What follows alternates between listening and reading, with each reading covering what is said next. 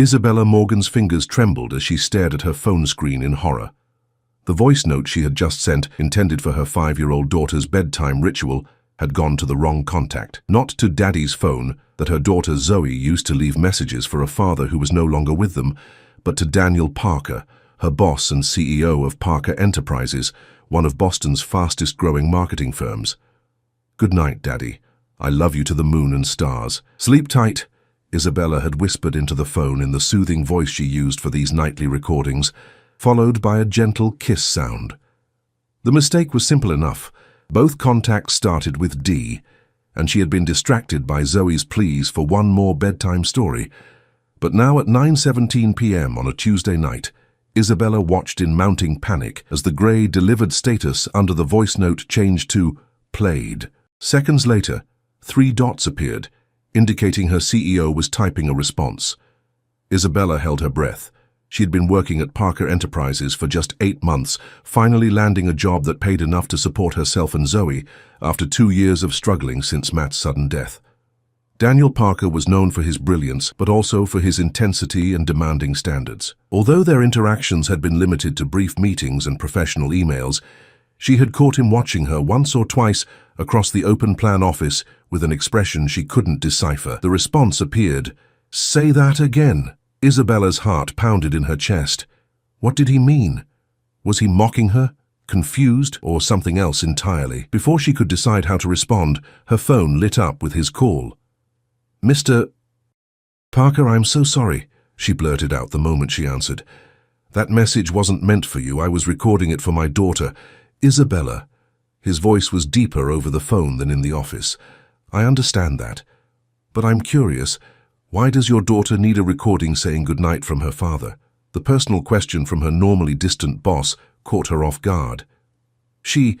Zoe's father passed away 2 years ago. Cancer. He used to say goodnight to her that way, and she still asks for it every night. The silence that followed felt endless. "I see," he finally said, his tone softer than she had ever heard it. "I apologize for the intrusion into your personal life. Please forget my message. I'll see you tomorrow." He hung up before she could respond, leaving Isabella staring at her phone, puzzled by the strange interaction. The next morning, Isabella arrived at work early as usual, hoping to avoid an awkward encounter with Daniel Parker. She settled at her desk, booting up her computer and arranging the day's tasks. The marketing campaign for Riverstone Hotels was due by the end of the week, and she still had adjustments to make to the presentation. Ms. Morgan. The voice behind her made Isabella jump. Daniel Parker stood there, impeccably dressed as always in a tailored navy suit, his dark hair perfectly styled. At 38, 12 years her senior, he had the confident bearing of someone who had built a company from the ground up. But today, there was something different in his expression, a hint of vulnerability she had never seen before. "Mr. Parker." "Good morning," she said, standing quickly. "About last night. I'd like to speak with you in my office." His tone was professional, but not cold. "When you have a moment." "Of course. I can come now." Following him through the maze of desks, Isabella felt curious glances from her co-workers. Private meetings with the CEO were rare for someone at her level. She tugged nervously at the sleeve of her blouse, wondering if this was about the voice note or if she had somehow failed at her job without realizing it. His corner office offered a stunning view of Boston Harbor, the morning sun glinting off the water. Daniel closed the door and gestured to a chair across from his desk.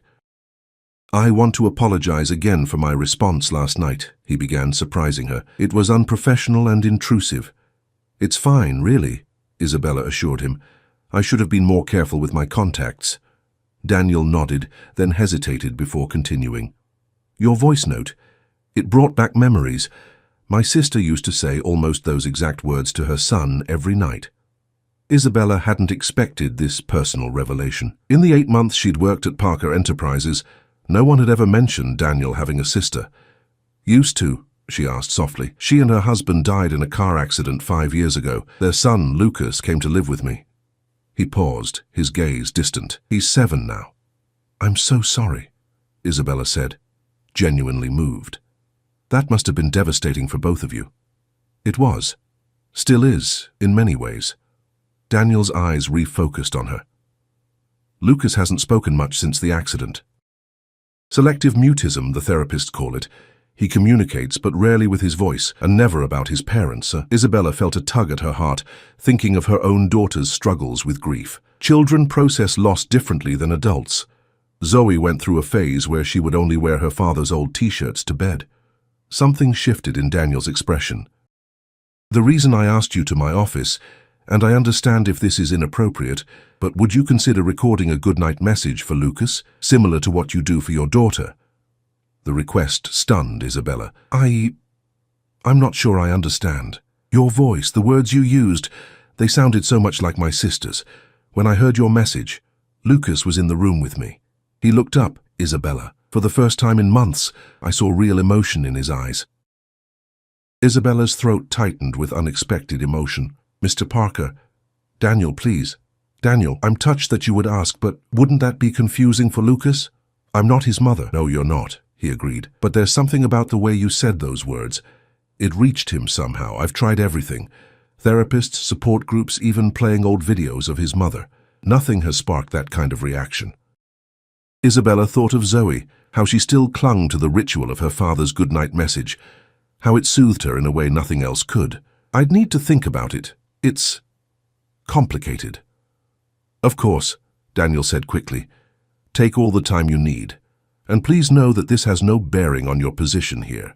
Whether you say yes or no, I respect your boundaries. As Isabella stood to leave, Daniel added, Lucas has his weekly therapy session this Thursday evening. If you decided to help, perhaps you could come to my home afterward.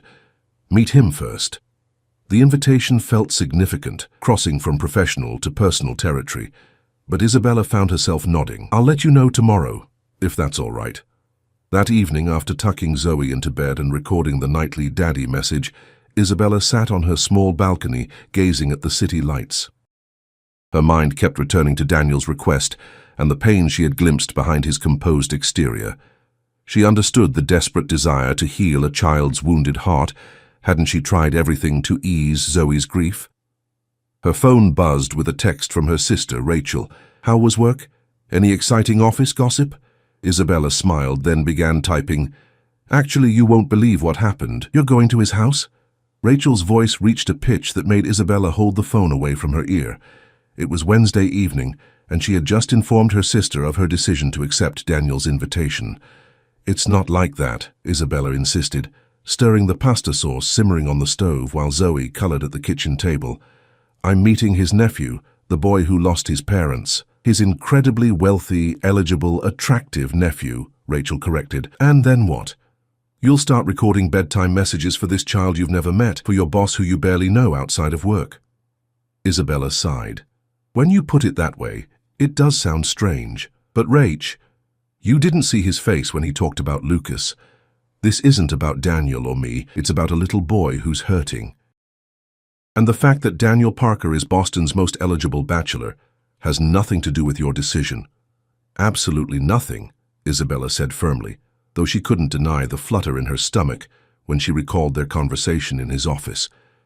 This is about one parent trying to help another parent, that's all. After ending the call with her skeptical sister, Isabella sat beside Zoe, admiring her drawing of what appeared to be a purple horse with wings. That's beautiful, sweetie. Is it a Pegasus? Zoe nodded enthusiastically. His name is Sparkle and he can fly to the moon. Can we send this to Daddy tonight with our message? Isabella swallowed the familiar lump in her throat. Of course we can. Daddy would love that. She had created a special email account where she saved all of Zoe's drawings and messages, a digital time capsule she hoped to share with her daughter someday when she was older. Mommy, does Daddy's phone still work in heaven? Zoe asked suddenly, looking up with those solemn brown eyes that were so much like Matt's. The question caught Isabella off guard. What do you mean, sweetie? Tommy at school said phones don't work in heaven, so how does Daddy hear our messages? Isabella pulled her daughter onto her lap, searching for the right words. Love is stronger than any phone, Zoe. It carries our messages straight to Daddy's heart. Zoe seemed to consider this. Like magic? Like magic, Isabella agreed, kissing the top of her head. The strongest magic there is. Later that night, after Zoe was asleep, Isabella composed a text to Daniel. I'll come tomorrow after Lucas's therapy session. Text me your address and what time works best. His response came almost immediately. Thank you. This means more than I can express. 7 p.m., 145 Beacon Street. I'll have dinner ready if you haven't eaten. Beacon Street. Of course, he lived in one of Boston's most prestigious neighborhoods. Isabella tried to ignore the nervousness building in her stomach. This wasn't a date. It was a favor for a grieving child. Still, she found herself mentally reviewing her wardrobe, wondering what would be appropriate for dinner at the home of a man worth millions. Thursday passed in a blur of meetings and deadlines. Daniel was out of the office all day, which Isabella found both disappointing and relieving. At 6:30 p.m., she stood outside his Beacon Street brownstone, smoothing down her simple blue dress and wishing she'd had time to do more than hastily reapply her lipstick. Before she could ring the bell, the massive oak door swung open, revealing Daniel in dark jeans and a casual grey sweater, a striking departure from his office attire. The informal clothes somehow made him more intimidating rather than less. Isabella, thank you for coming. His smile transformed his usually serious face. Please come in. The interior of the brownstone was surprisingly warm and inviting, less the bachelor pad she had expected and more a comfortable family home. Original architectural details had been preserved, but the decor was clearly designed with a child in mind. Colorful artwork hung alongside sophisticated pieces, and a basket of toys sat in the corner of the elegant living room. Your home is beautiful, Isabella said, following him through to a spacious kitchen where something delicious was simmering. Thank you. Most of the credit goes to my sister. She was an interior designer and helped me renovate when I bought this place 7 years ago. Daniel gestured toward a boy sitting quietly at the kitchen island, focused intently on a sketchpad. Lucas, I'd like you to meet Ms. Morgan. She works with me at the office. Lucas looked up briefly, his dark eyes so similar to Daniel's, assessing her carefully before returning to his drawing. He didn't speak, but his small hand lifted in a brief wave. Hello, Lucas, Isabella said gently. It's very nice to meet you. What are you drawing? Instead of answering, Lucas turned his sketchpad toward her. The drawing showed a detailed rocket ship soaring through a star-filled sky. That's incredible, Isabella said sincerely, amazed at the skill evident in the work. You're quite the artist. My daughter Zoe loves to draw too, but she's only 5, so her rockets would probably look more like potatoes with windows. The corner of Lucas's mouth twitched, almost a smile. Lucas has always had a talent for art, Daniel explained, stirring whatever was on the stove. His therapist says it's one of his primary ways of expressing himself. Dinner was a surprisingly relaxed affair. Daniel had prepared a homemade lasagna that rivaled anything Isabella had tasted in Boston's North End. Lucas remained silent throughout the meal, but his eyes followed their conversation, and occasionally he would push his sketchpad toward them with a new drawing that somehow related to what they were discussing. You cook like this often? Isabella asked, impressed, as she helped clear the dishes despite Daniel's protests. I had to learn, he admitted. When Lucas came to live with me, I realized that takeout every night wasn't going to cut it. Cooking actually became a kind of therapy for me. Same here, Isabella said. After Matt died, I would cook elaborate meals in the middle of the night when I couldn't sleep. Zoe ate a lot of gourmet breakfasts during that time. They shared a look of understanding that made Isabella's heart beat a little faster. After dinner, Daniel suggested they move to the living room. Lucas brought his sketchpad and sat cross-legged on the floor near the fireplace, while Isabella and Daniel settled on opposite ends of a comfortable leather sofa. Lucas's therapist thinks it might help if he hears other children talk about losing their parents, Daniel said quietly, watching his nephew. Would you tell us a bit about how Zoe has coped? Isabella nodded, choosing her words carefully. At first, she didn't really understand.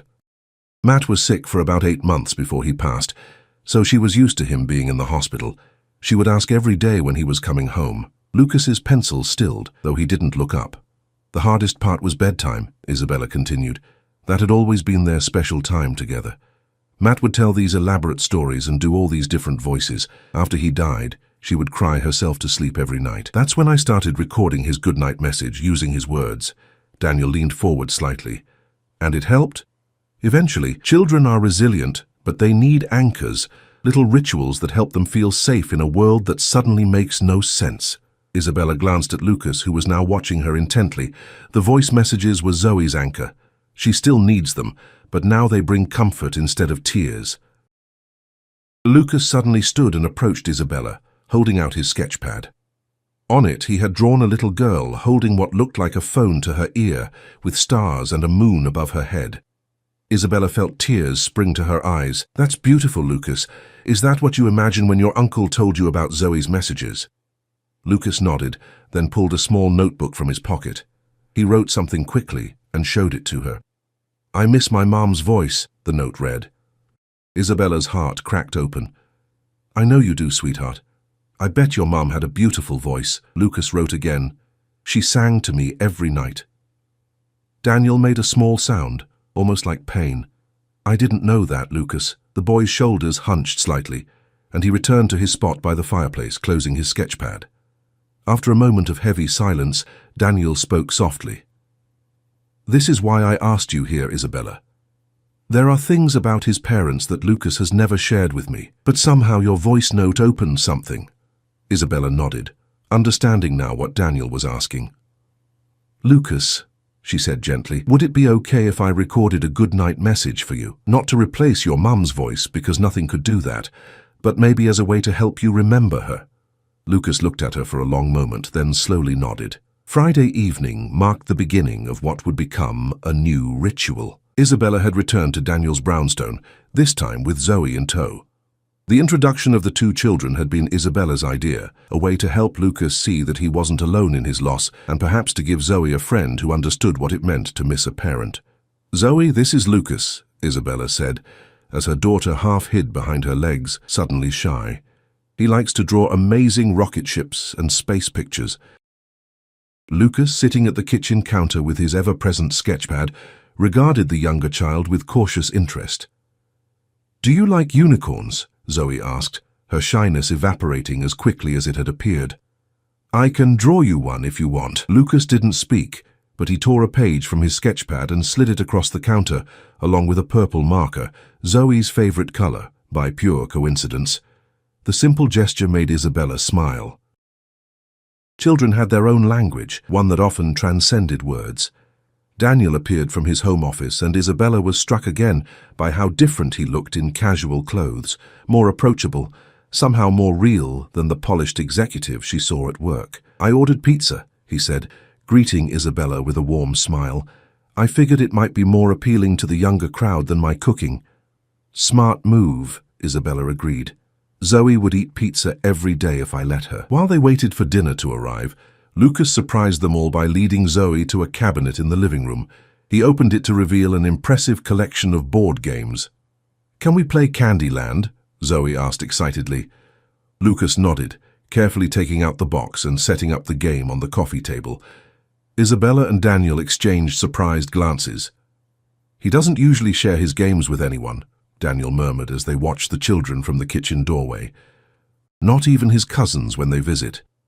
"Grief creates a special kind of bond," Isabella replied softly. "They recognize something in each other that most other children their age don't understand." As the evening progressed, Isabella observed the subtle interactions between Lucas and Daniel. There was obvious love there, but also a tentativeness, as if both were constantly worried about doing or saying the wrong thing.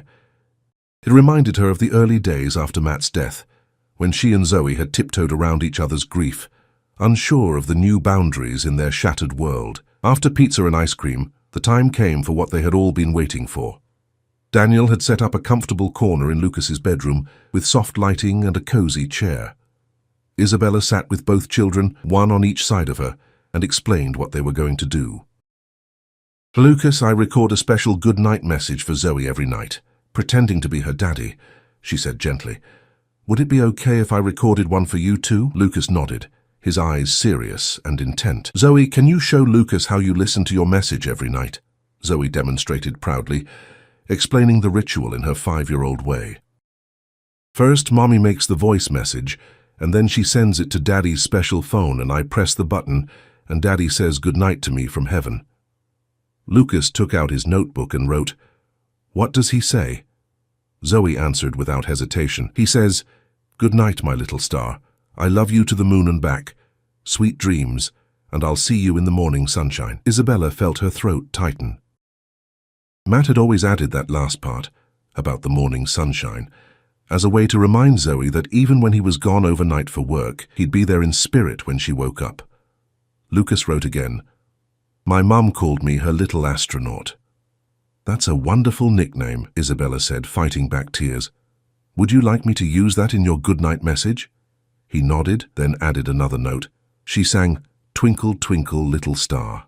From the doorway, Daniel made a small sound. When Isabella glanced over, she saw him quickly wipe his eyes. "I can sing that too if you'd like," she offered, and Lucas nodded again, his own eyes shining with unshed tears. After some discussion about what the message should include, Isabella recorded 2 versions. One for Zoe, as usual, and a new one for Lucas, incorporating the special elements he had shared about his mother.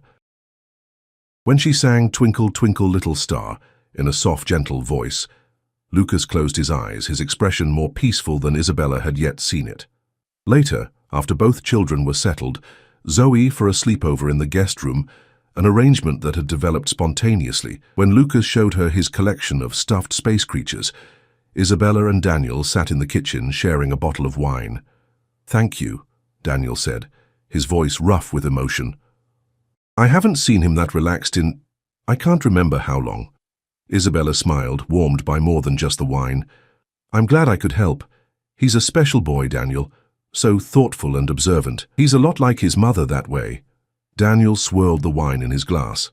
"Catherine, my sister, she could always read people, know exactly what they needed. I was the opposite, too focused on building my business to notice much else." "And now you're raising her son," Isabella said. "That's quite a change." Daniel's eyes met hers across the table. "The biggest and the most terrifying. Every day I worry that I'm failing her, failing him." "You're not," Isabella assured him. "You've created a safe, loving home. You're honoring his needs, even when they're difficult to understand. That's not failure, that's exactly what good parenting looks like." "Is it?" Daniel asked, a vulnerability in his expression that Isabella had never seen at the office. "Sometimes I feel like I'm just stumbling through, making it up as I go along." Isabella laughed softly. "Welcome to parenthood. I've been Zoe's mother for 5 years, and I still feel that way most days." A comfortable silence fell between them, broken only when Daniel asked, "What was he like, your husband?" The question didn't hurt as much as it once would have. "Matt was joyful. That's the word that always comes to mind. He found delight in the smallest things. A perfect cup of coffee. The way light fell through leaves, Zoe's laugh. He was a high school music teacher, so our house was always full of sound." "You must miss that." "The music." Isabella nodded. "I do, but Zoe has his musical ear. She's already picking out melodies on the toy piano his parents gave her." "And what about you?" Daniel asked, his gaze intent. "What brings you joy?" The question caught her off guard. It had been so long since anyone had asked about her, not as Zoe's mother or Matt's widow, but as herself. "Honestly, I'm still figuring that out. For a long time after Matt died, just getting through the day took all my energy. But lately..." She paused, realizing something. "Lately, I've started taking photographs again. It was a hobby in college that I gave up when life got busy." "I'd like to see your work sometime," Daniel said, and the genuine interest in his voice made Isabella's cheeks warm. Their conversation drifted to other topics. Their childhoods, favorite books, travel dreams, and Isabella was surprised to discover how much they had in common despite their different backgrounds. Daniel had grown up in a working-class neighborhood in South Boston, his success entirely self-made. He spoke of his sister with such love and admiration that Isabella found herself wishing she could have known this woman who had shaped him so profoundly. It was nearly midnight when Isabella realized how late it had grown. "I should check on Zoe," she said, reluctantly setting down her empty glass. They peeked into the guest room to find both children asleep. Zoe sprawled across most of the bed in her typical fashion. Lucas curled neatly on the other side, a respectful distance between them. "They look so peaceful," Daniel whispered. "They do." Isabella closed the door quietly. "I should probably get her home, though. We've imposed on your hospitality long enough." "You haven't imposed at all," Daniel said quickly. "In fact, I was going to suggest that you both stay the night. It's late and the guest room has a king-sized bed. I can take the couch." Isabella hesitated. "I don't know." Please, Daniel said. It would be good for Lucas to wake up and find you both still here. Consistency is important for him, his therapist always says. Something in his expression told Isabella that it wasn't just Lucas who didn't want them to leave. All right, she agreed, but I'm taking the couch. I insist. As Daniel showed her where to find extra blankets and a toothbrush, their hands brushed briefly. The contact sent an unexpected jolt through Isabella, reminding her that beneath the roles of parent, employee, and boss, they were also a man and a woman who were beginning to care for each other. The next morning brought pancakes shaped like spaceships, Daniel's specialty apparently, and a household that felt strangely harmonious, as if they had been sharing Saturday breakfasts for years rather than hours. Lucas even spoke, not in full sentences but single words here and there, each one making Daniel's eyes light up with hope. As Isabella and Zoe prepared to leave, Lucas tugged on Isabella's sleeve and handed her a drawing, 4 stick figures standing together under a sky full of stars. Is this us? Isabella asked, and Lucas nodded. Family, he said softly, the word barely audible but unmistakable. Daniel's sharp intake of breath was the only sound in the suddenly still kitchen. It was the first time Lucas had referred to anyone as family since losing his parents. On the drive home, Zoe chatted excitedly about her new friend and his cool space toys, but Isabella was quiet, her mind replaying Lucas's single, powerful word. Family. Such a simple concept, yet so complex in its implications. Her phone buzzed with a text from Daniel. Lucas asked when you're coming back. No pressure, but his exact words were, "Tonight?" Isabella smiled, typing her reply. "How about tomorrow afternoon? We could go to the aquarium. Zoe's been begging to see the penguins." The response came immediately. "Perfect. It's a date." Isabella stared at those last 3 words, her heart racing with both excitement and fear. Was she ready for this? Not just recording messages for Lucas, but the possibility of something more with Daniel. The voice in her head that sounded suspiciously like Rachel said it was too soon, too complicated, too risky. But another voice, one that had been silent for too long, whispered that perhaps this unexpected connection was exactly what all 4 of them needed. Summer faded into autumn, marking 3 months since that fateful mistaken voice note. What had begun as a simple favor, recording goodnight messages for a grieving child, had evolved into something far more significant. The Parker brownstone had become a second home to Isabella and Zoe, their weekends and many evenings spent in the company of Daniel and Lucas. Today, Isabella stood in the kitchen of her own apartment, packing a picnic lunch while Zoe practiced tying her shoes on the living room floor, a skill she was determined to master before kindergarten began next week. "Is Lucas bringing his telescope?" Zoe asked, her tongue sticking out in concentration as she wrestled with her laces. "Yes, sweetheart. Daniel said they're packing it right now." The plan was to drive to a spot outside the city, where the light pollution wouldn't obscure the meteor shower predicted for that night. Lucas, whose interest in astronomy had blossomed over the summer, had been marking off days on his calendar, eager to share the celestial event with his new friends. Friends. Isabella smiled at the word, though it no longer seemed adequate to describe what they had become. The 4 of them had created something that defied simple categorization, not quite a traditional family, yet bonded by something deeper than mere friendship. "Mummy, can Lucas come to Grandma's for Thanksgiving too?" Zoe asked, finally conquering her shoelaces with a triumphant grin. "We'll see, sweetie. That's still a few months away." Isabella checked her watch. "Let's finish getting ready. Daniel and Lucas will be here soon." As if summoned by her words, the doorbell rang. Zoe raced to answer it, her newly tied shoes slapping against the hardwood floor. "Lucas, did you bring your big space book?" Zoe's excited voice carried down the hallway. When Isabella entered the living room, she found Lucas showing Zoe a page in his astronomy encyclopedia, pointing to a diagram of the meteor shower they would be watching. The transformation in the boy over the past months had been remarkable.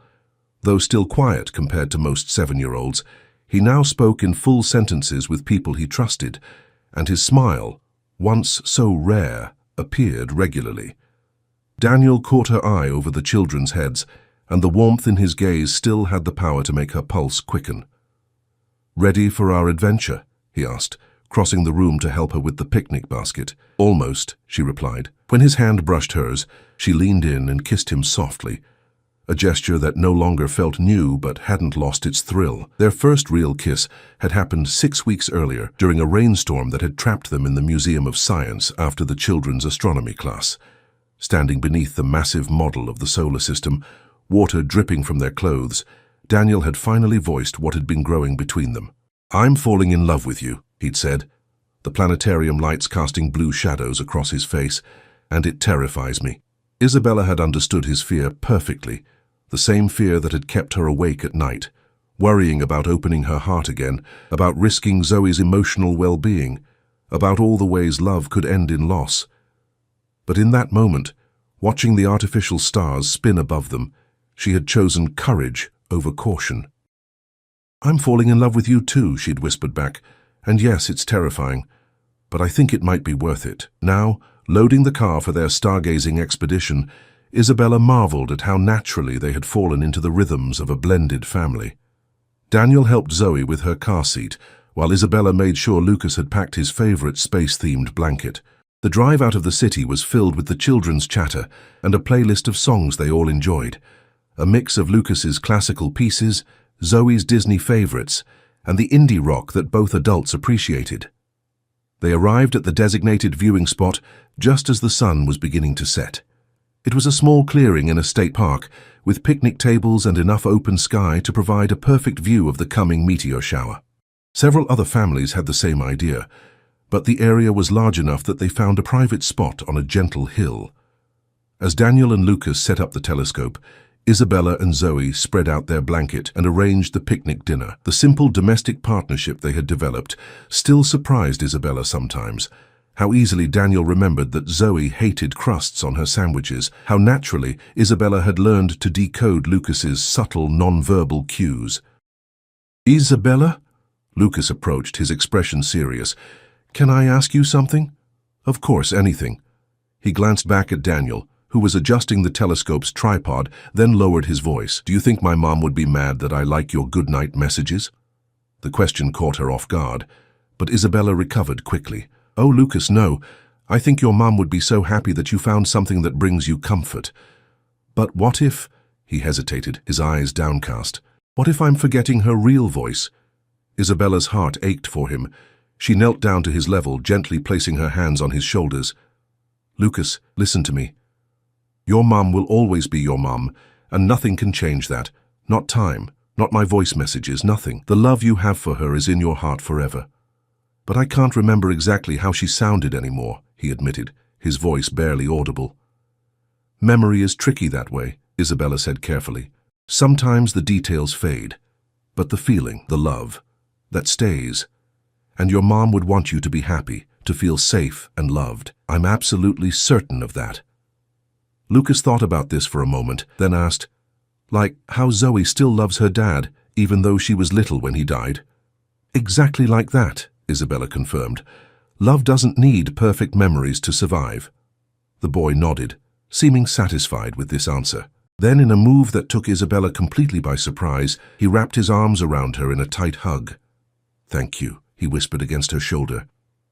Over Lucas's head, Isabella's eyes met Daniel's. He had been watching their exchange, and the emotion on his face, a mixture of gratitude, tenderness, and something deeper, made her throat tighten. As darkness fell, they all lay back on the blanket, waiting for the sky to perform its cosmic ballet. Zoe curled against Isabella's side, while Lucas positioned himself between Isabella and Daniel, his small hand occasionally reaching out to touch either of them, as if reassuring himself they were still there.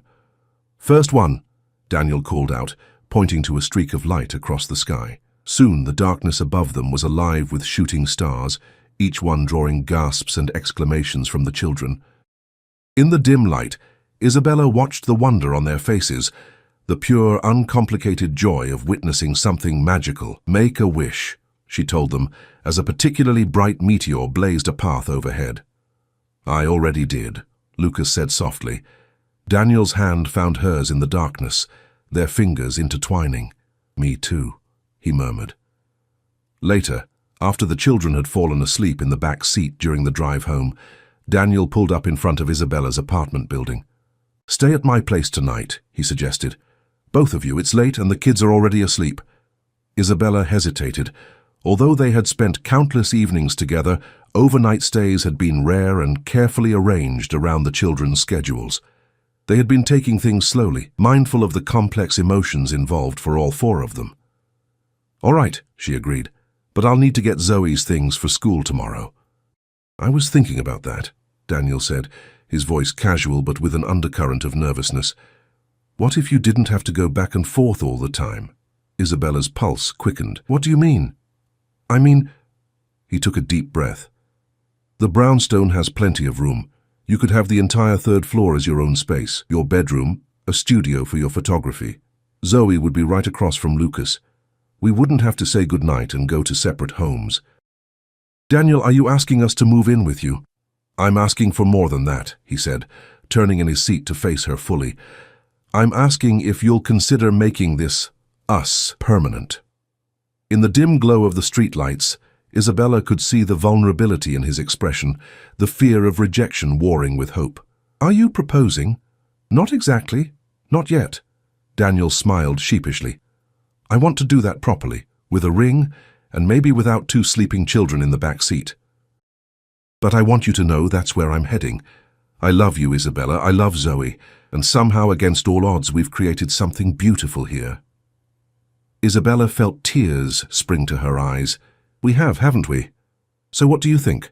About moving in as a first step?" Instead of answering immediately, Isabella glanced back at the sleeping children, Zoe with her wild curls splayed across her car seat, Lucas with his head tilted against the window, both looking so peaceful, so at home with each other.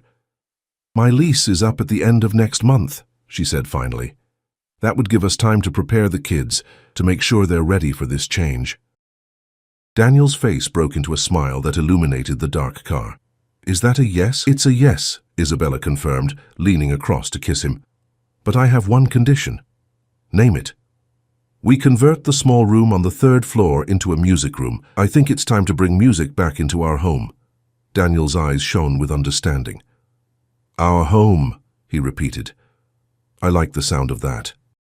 6 weeks later, on a crisp October morning, Isabella stood in the empty apartment that had been her and Zoe's refuge after Matt's death. The bare walls and vacant spaces should have felt melancholy, but instead she experienced a surprising sense of lightness. Her phone buzzed with a text from Daniel. "Lucas and I just picked up the last boxes. Zoe says to hurry home because she's finished arranging her unicorns in her new room and needs your approval. Home."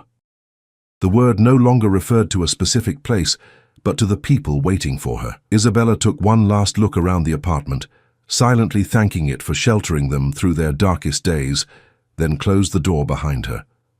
That evening, after the chaos of moving day had settled and the children were tucked into their beds, Isabella recorded the nightly messages as usual. But there was something different about tonight's ritual, a sense of permanence, of foundation. As she finished Lucas's message, adding the familiar, "Sleep tight, my little astronaut," she felt Daniel's arms encircle her from behind. "Thank you," he murmured against her hair. "For everything." Isabella turned in his embrace. "For what specifically?" "For sending that voice note to the wrong contact," he said with a smile. "For being brave enough to help a little boy you didn't know. For showing me what family can be." "Say that again," Isabella whispered, echoing his first response to her mistaken message all those months ago. "Family?" Daniel repeated, the word holding all the promise of their future together. "That's what we are now." As they stood there in the quiet hallway between their children's rooms, Isabella thought about the winding paths that had brought them to this moment, paths marked by loss and grief, yes, but also by courage and unexpected joy. None of them would forget the ones they had lost. Those beloved voices would always echo in their hearts. But now they had created something new together, a constellation of 4 stars, forming a pattern that none of them could have imagined alone. When Zoe asked for her goodnight message that night, she made an unexpected request. "Can I have a new message?" she asked. "One that says goodnight from Daddy and from Lucas and from Daniel too?" Isabella glanced at Daniel, who nodded, his eyes suspiciously bright. "Of course, sweetie. What should it say?" Zoe thought for a moment, then declared, "Good night, from all the people who love you, to the moon and stars and all the way back home. And as Isabella recorded these new words, she realized that was exactly what they had found together, a way back home, not to the places they had lost, but to the love they had feared might never return. Through a simple voice note sent by mistake, they had discovered that family wasn't defined by blood or by birth, but by the whispered good nights that carried love across any distance, even between stars.